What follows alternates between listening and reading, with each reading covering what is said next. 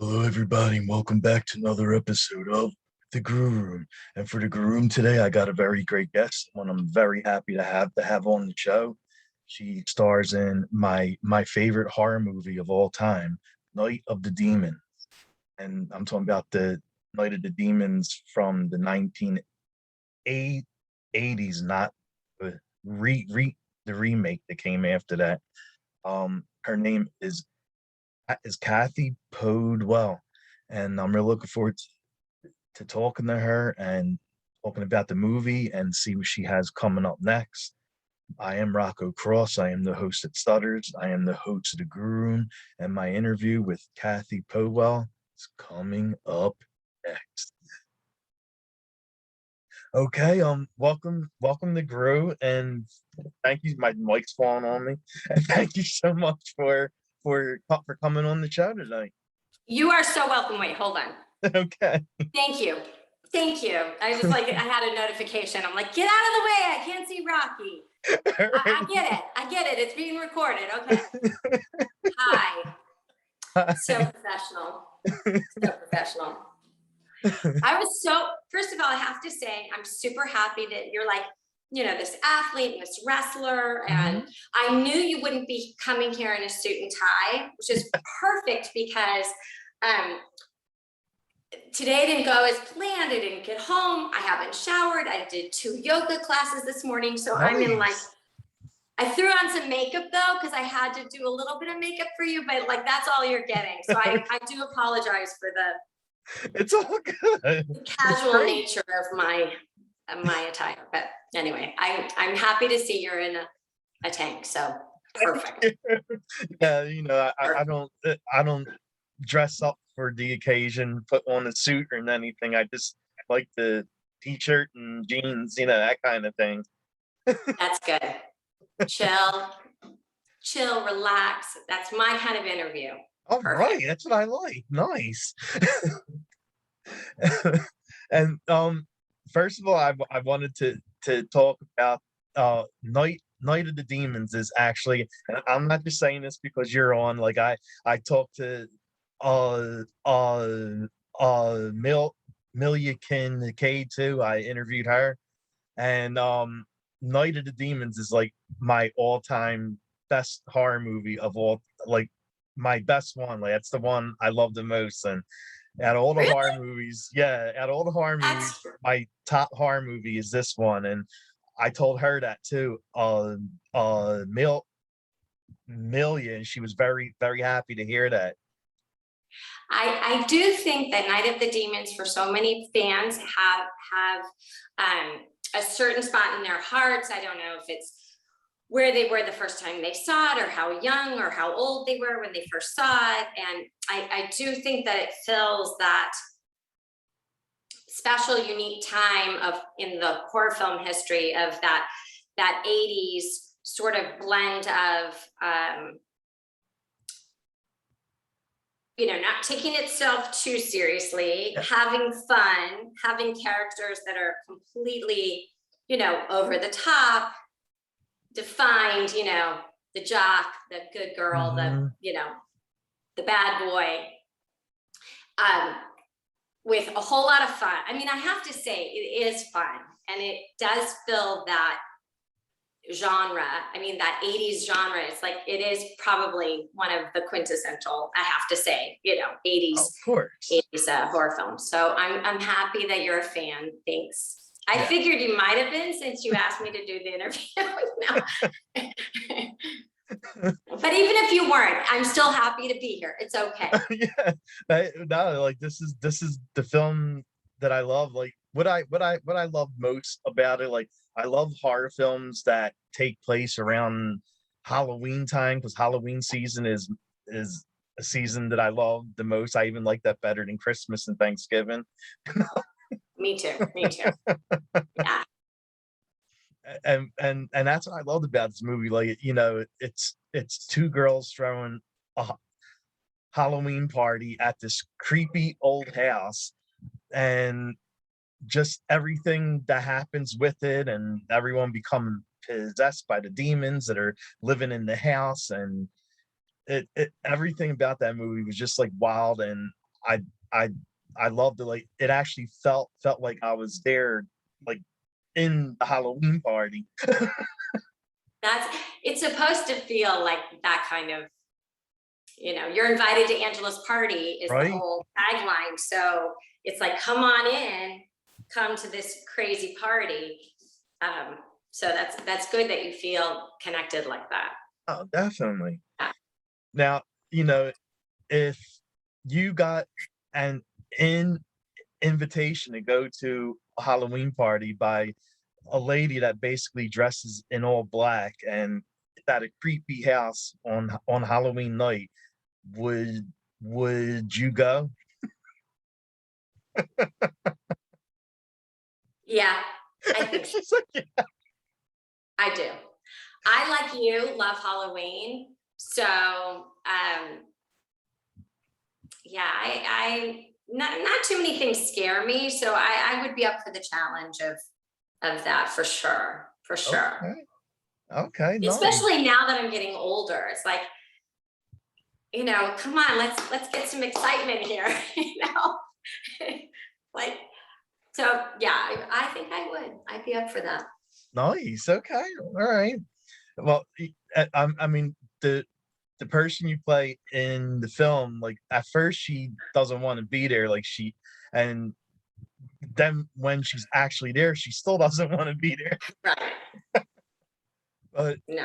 it it turns out that she's the one that lives at the end of the movie, and so it's a good thing your character was there because it stopped the demons from crossing over. Yeah, I mean, it's just really cool to be a final girl. That phrase, and I really never heard it until like the last 5-10 years. I was like, that would be me. Oh, girl, like, it's so cool. But yeah, Judy, I have to say, a little bit annoying because she's so like, but again, going back to the characters and their defined, distinct characteristics and personalities, which I think you get in this movie for sure. Love it or hate it, you get these very distinct characters. And I mean, spoiler alert, I love that one other person lives with me. Okay, I guess I won't say who in case we have some people who've never seen it. And I love that the two of us survive. And on so many levels and so many reasons. But yeah, I think it's pretty cool to be a final girl. And yeah, I mean, she shut it down. Although I haven't seen, I have to admit, I haven't seen the sequel. So Okay. I don't know how Angela comes back, but Yeah. so I didn't really shut it down, right? Well, If we're being honest. I mean, she found a way to come back.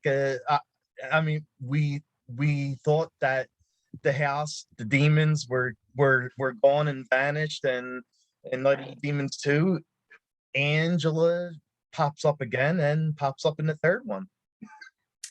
I know. So I really didn't do my job now, did I? Thanks, Rocky, for singing my praises. And now, really, let's just say, yeah, you didn't do the job, but okay. You definitely did the job in the first movie. Right. Okay, that's true, and that's all I'm responsible for. That's all you're responsible for. Okay, then I'm good. Like how was it filming those scenes with Milia Kincaid as the head demon, Angela? Like she did an amazing job as that. Amazing. Filming the movie was so fantastic. It was so much fun. I'm trying to think of like things that haven't been talked about before, but we definitely, because I feel like, we've all said we were sort of like a family. We filmed at night for a month. Most of us were first-time actors. Oh, wow. And Linnea Quigley had already established herself as a scream queen. But the rest of us pretty much, Amelia had done Sexy and 17, a Stray Cats video. She was a dancer. And so she had done that.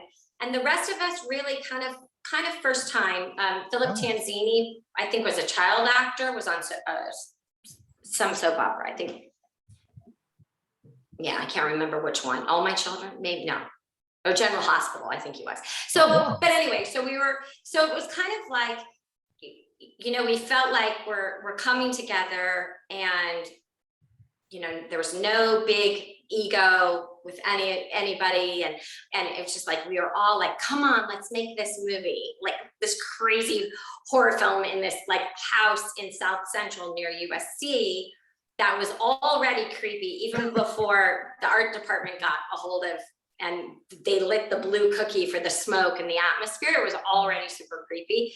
And our dressing rooms, they put us on the second floor in an area of the house that we were not really filming in. And those were our dressing rooms, which I don't think any of us really ever hung out there. We all were outside all night long in our chairs when we weren't working. Now, I was super lucky because I didn't have to sit for 6 hours in makeup.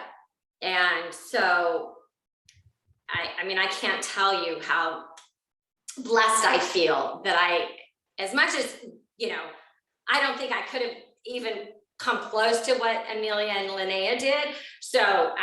But I know that was rough, 6 hours on, like 6 hours off, but just crazy special effects makeup. Steve Johnson, like, you look at that, I mean, that has held up. And that is something, like, even forget about all the story or the premise of the film. Like, you go back and you look at Steve Johnson's makeup, it's mind-boggling that there was no computer graphics, imaging involved. Not to mention, I have to say, the other standout for me that has held up this whole time is Kevin Tenney's direction, because I feel that he took this low-budget 80s horror film, but some of the shots are so beautiful. Like when the mirror breaks, for one, how he set us up in the chip broken pieces. Like, those shots are like to be admired 33 years later. I think you can go back, and that totally is held up. And I get,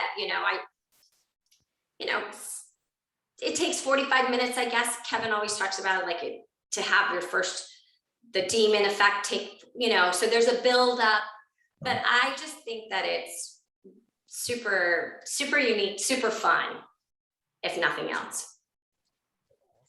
Awesome. And,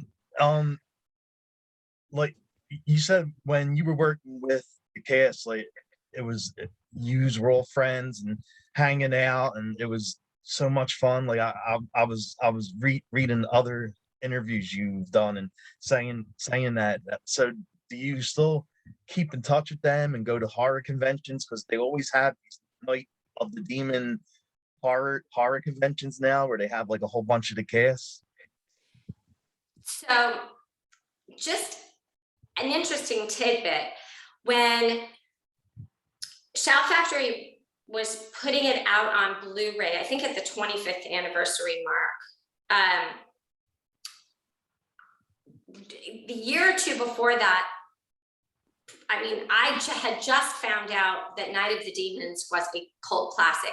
I had no idea, because I did some other acting stuff, but then I have 3 kids, and I wanted to stay at home and raise my kids. So I was sort of out of like the loop, and I had no idea that people were still interested in Night of the Demons. I literally thought it had died on the Blockbuster shelf.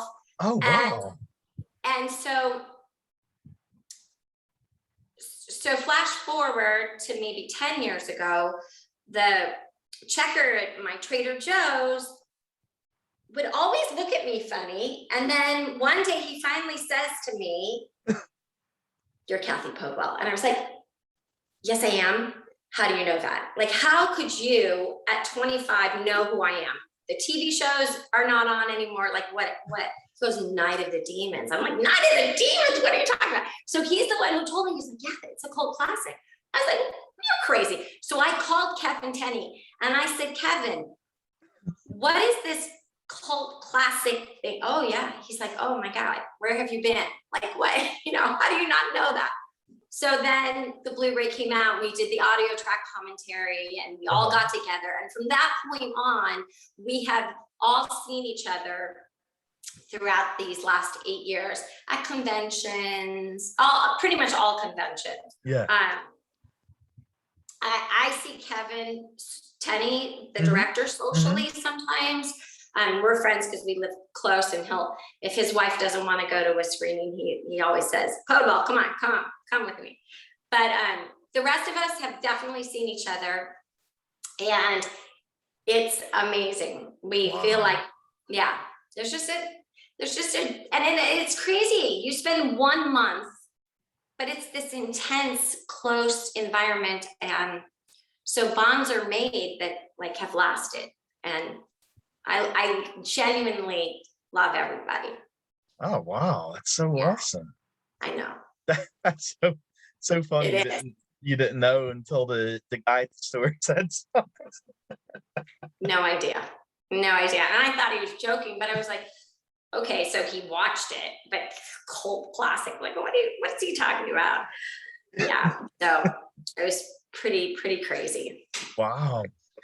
And like at that point when you realize now like that this film is as big now as it was then, like how do you feel about that all these years down the line, that this film is still being watched a lot, and the fans still want to watch it and meet the characters that are part of the film? It's amazing. And I have to say, if I didn't have the in-person experience with the fans, I don't know how I'd be like, oh, that's so cool, people are watching it. But Night of the Demons fans are the most incredible, loyal, over the top, like love for the movie. If they love the movie, Definitely. they love the movie. And so the conventions I've done, just having people come up and tell me my mom showed it to me when I was 9 or something like that. I mean, I have so many stories where people were so young, and I'm like, my kids are 27, 25, and 19, and they still haven't seen it. So, like, yeah.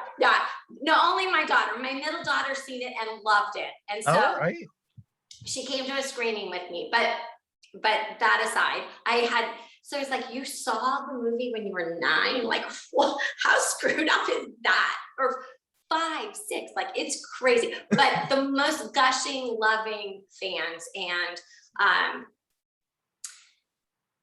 mean, it's great when they come up to me, but I look over at like Amelia and Linnea's lines, and they're just like crying to meet them, and happy to meet me too. I'm not, I'm not like kicking myself to the curb, but there's a whole nother level with like Amelia and Linnea, and it's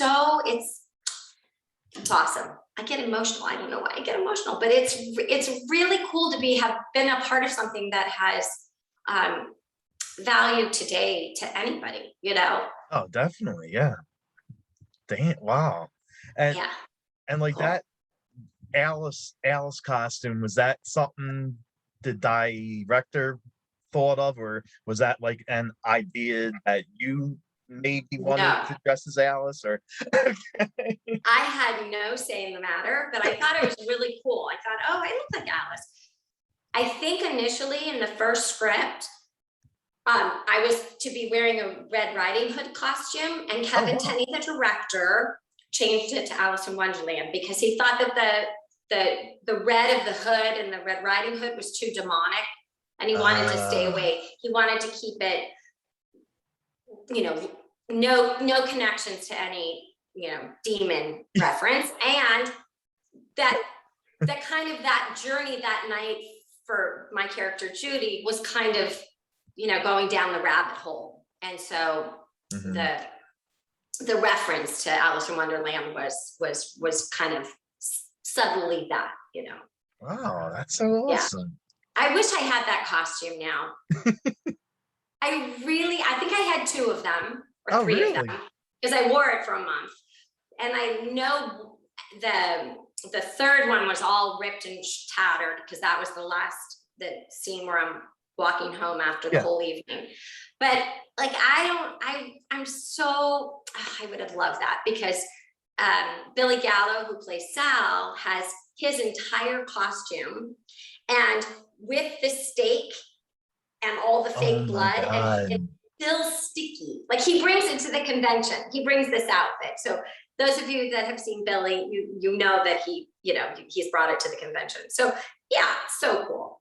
So cool. Oh, I do have one of my, wait, do I have anything from Night of the Demons? No, but I do have, I was on the show Dallas and I have one of my wedding dresses. I got married to JR twice and I have the that's right. second. So I My have mom was a big some fan of costumes. Dallas. What? My mom was like a really huge fan of Dallas, and I used to watch it with her. And Oh, good boy. That was yeah, my mom was a fan of Dallas and I never watched it with her. So I sort of kind of knew who everyone was when I got cast, but I had never seen the show. So I okay, bought a coffee table book of Dallas and like read up on who everyone was because they didn't want somebody to come up to me and me not know who they were. yeah. I was like, how come I've never watched this show? Well, I better figure this out. But yeah. So that was nice that you watched with your mom. Oh, definitely. Yeah. That was like the big thing on who has shot JR. Like that was a big thing in television It history. was. It was. It was. Yeah. And- oh, Oh, did I just lose you? yeah, your video went. Okay, there it Okay. is. And I'm like, going back to when you were filming in Night of the Demons, when you were filming in that big eerie creepy house, yeah. like how was that like filming in that house, and did anything eerie happen, like anything Not crazy? to me, Okay. not to me, but like Billy Gallo talks about it was literally a fenced off house. It was going to be torn down. And today it currently is a Ralph's grocery store. And Oh, because it was going to be torn down, the company that owned it decided they'd rent it out. And I think it lasted probably a couple of years even after we filmed. And so nothing crazy happened to me. Again, we didn't hang out in our dressing rooms. We yeah. all just wanted to be outside with each other in our chairs. But Billy Gallo says that a lady walked by and through the fence and he was like, hey, and she was like, something like, get out of there, get out of there. Like she was freaked him out. So I can't remember exactly what she said. So that was weird. And I think somebody thought there was some ghost action in the house too. Yeah. Can't remember who that was, but not me. All So, right. yeah, no, I was good. I was outside under the lights. I was all good. I wasn't hanging out in there unless we were filming for sure. Like, was there any? I always ask guests this when they're on. Was there any like funny or cool behind the scenes stories that happened while you were on set for Night of the Demons? I'm trying to think. Again, not me, but I think I think Hal, who played Stooge, Mm-hmm. and maybe Allison Barron went to get food and they like forgot they were in makeup. And so that was an interesting thing, which also happened to me on another film that I did. We completely forgot. We went through the drive-through at Taco Bell and completely forgot. And the guy was like, saw the blood and he was like, you guys best get to the hospital. He was freaking out. We're like, oh no, we're good. It's a movie. But so I think something similar happened to Hal and Allison. Yeah, I mean, again, just a lot of fun. Like, I got to hang off a building. Like, I wanted to do all my own stunts. Oh, get out.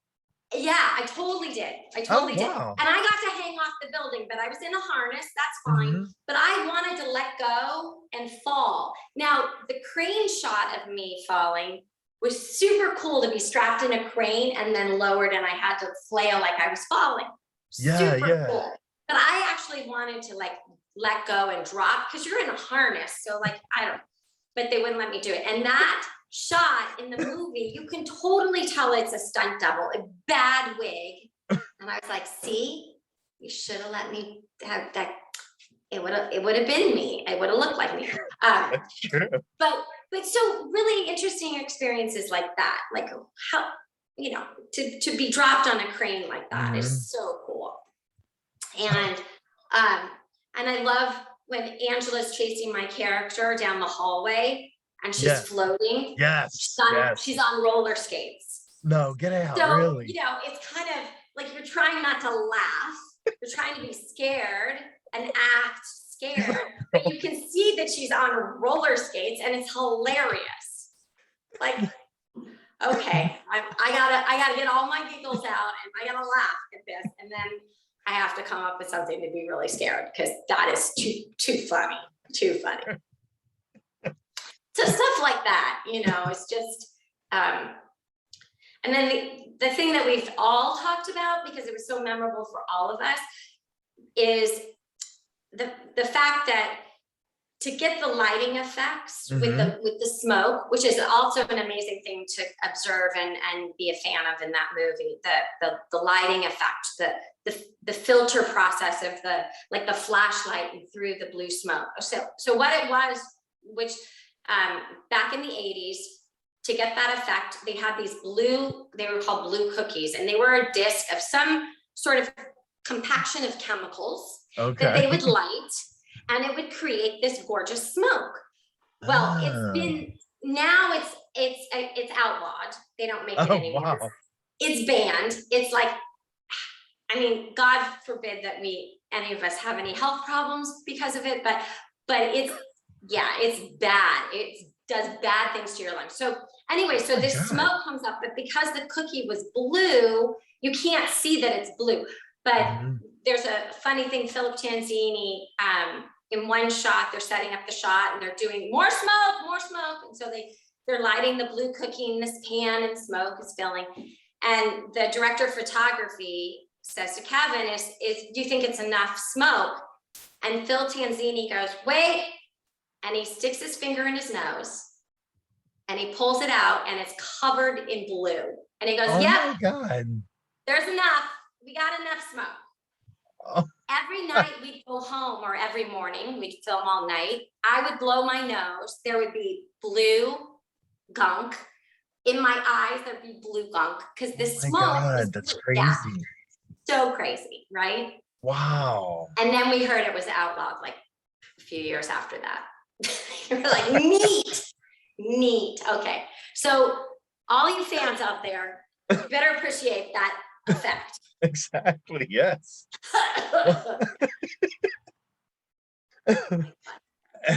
Well, Halloween. I'm so sorry. I am on my stupid phone that has no charge. Shoot, I should probably go get how are we doing on time? I think it'll last. Yeah, because I know you said you had something to do, so I'm just gonna ask a couple more questions, and that's it. Perfect. I just don't want to lose you. Wait, can I run and get my charger? Yeah, sure. Do you mind? No. I know it's the middle of the show. It's really inappropriate, but right. I just don't want it to go black. Okay, hold on. No problem. I'm home late. I should have been more prepared. I am so sorry. It's all right. No problem. So unprofessional. Look at me. God. Okay, hello. We're back. We're back. Next thing I wanted to ask, this is the season of Halloween, and you said that you love Halloween, and I love it too. So, what are you and your family doing for Halloween? Like, are you going out with your daughters at all, or? I mean, they're too old now, but Okay. I used to, and I still do. I dress up every Halloween as a witch. Oh yeah. When they were younger, sometimes I do clown, but mostly witch. So I do Okay. witch, and I read to the elementary school where my kids went. I read to 2 classes there, and another elementary school down the road, I read to 2 classes. So Halloween being on Sunday, I'll just carry it. I'll probably dress as a witch the Wednesday before when I read to these classes. And I decorate my house and I give out candy, Okay. and I, I love it. I love it. I mean, I think any actor or actress Mm-hmm. loves Halloween just for the costume part of Oh, it alone. definitely. Yeah. Any chance to be green and do warts on my face, I'm all about that. Oh wow, I love it. Yeah. Yeah. And what about horror movies? What are some horror films you like to watch?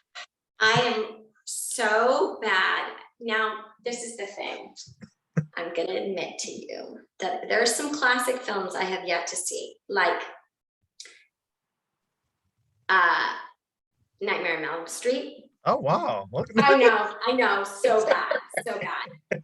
So anyway, I'm hoping my daughters, who also haven't, they haven't hardly seen anything, let alone Night of the Demons, but I'm hoping that we'll sit down and we'll have like a couple of nights where we're just going to crank out the classics. I mean, my favorite's Halloween. Hands down, I love It's a great Halloween. film. Great film. So, and my girls haven't seen it, so hopefully we're Okay. gonna watch that, and I want to watch Nightmare, and Friday the 13th. I'll expose them to that. So yeah, just the Nice. classics. Nice. I know, I'm so bad. If I haven't even seen Nightmare on Elm Street, let alone Night of the Demons 2, 3, or the remake. So The only ones worth watching is 2 and 3. The remake was yeah, really? Okay. I've heard that before. yeah. I shouldn't act surprised because I've definitely heard that before. And I've heard 2's better than 3. I think a lot of 2 is better I've heard than 3 3. is like just a weird, like I guess it doesn't relate story-wise so much. Exactly, yeah. Yeah. I think it was just a film they wanted to put together because of how 2 ended. So, but I mean, all 3 of them were good. Like my favorite one, of course, is the first one, and that's I watch it every year around Halloween time. I watch the Halloween films plus Night of the Demons. It is because, like you said, it takes place on Halloween. Mm-hmm. So I think that this time of year, always I get people, messaging me on Instagram or whatever saying, tonight's the night, I'm watching Night of the Demons. It's like gets them in the mood, which is so great, to be. I love that connection.